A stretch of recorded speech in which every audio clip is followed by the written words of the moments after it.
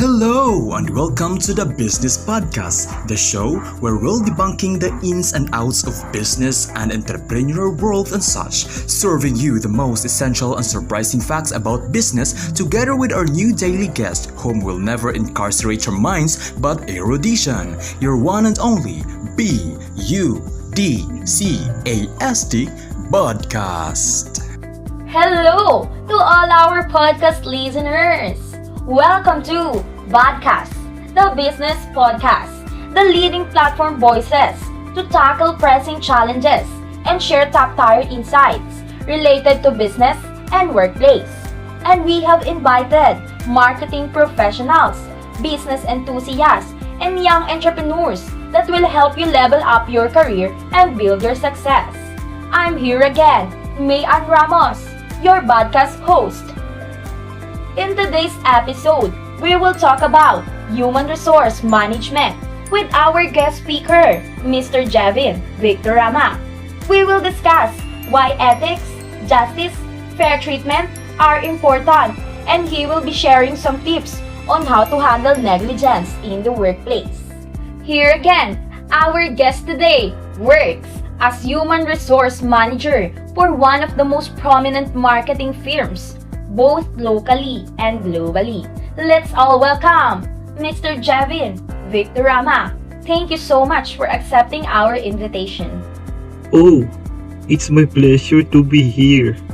In this episode, we were going to ask Mr. Victorama a series of 5 questions that will definitely benefit our podcast listeners in their work careers.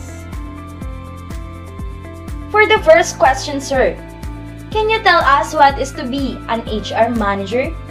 One of the key roles of an HR manager in the firm is to manage the recruiting process that will satisfy the company hiring demand by establishing a strategic solution to meet the demands of new recruits and the current workforce. It's really true. When you place yourself in healthy environment, you grow well, right? So the question is, what is your work ethics, Mr. Victorama? For me, I do believe in do your task first before anything else, because for time is precious than the gold. The more you consume, the less you're getting bored. Whoa, that's nice.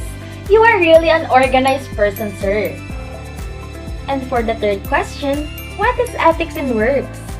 As we know, rules and regulation is a part of our life. I am right? So in our place, we have own different rules and principles that need to be followed.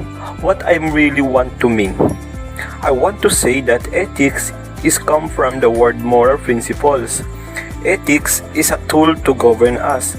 With this, you and I, as a people, in a work act to follow with no one around, and that is the effect of ethics.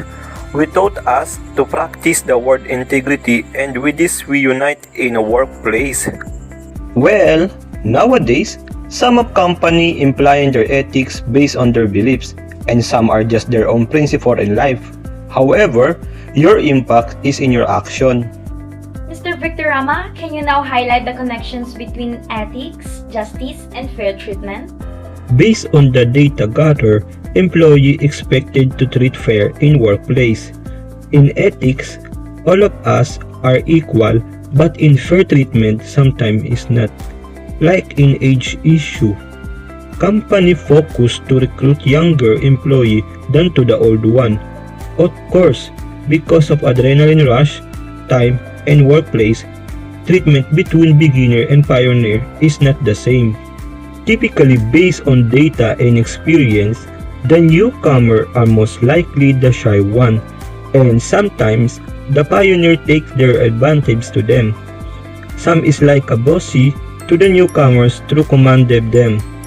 And for this scenario, sometimes it is become ethics in work. Once the newcomer became pioneer, the experience they got from the past is transmitted to the new employee again and again, like a cycle. Wow, such a huge transition is that. For the last question, sir, in one word, how will you describe ethics, justice, and fair treatment?